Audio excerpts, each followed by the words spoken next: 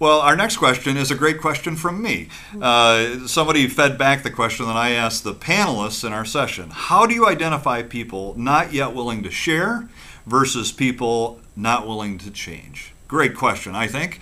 I think part of that is over time. As you go from meeting to meeting, and in particular, as you encounter people between meetings and perhaps pick up on something that was said in the meeting and do a follow-up, whether a phone call or an email or a note or whatever it might be, and start to probe where people are, you're going to be able to tell when somebody is holding back because they're risk averse as opposed to growth averse.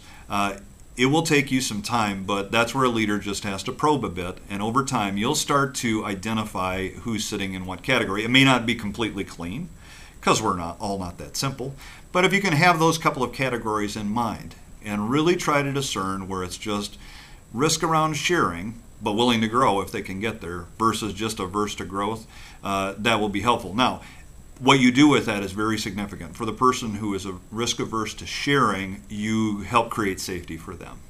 Because if they will share, then they will grow. For the person who is averse to growth, I think that's where you just have to be strategic and give them time to get to that place where they are willing to start to grow.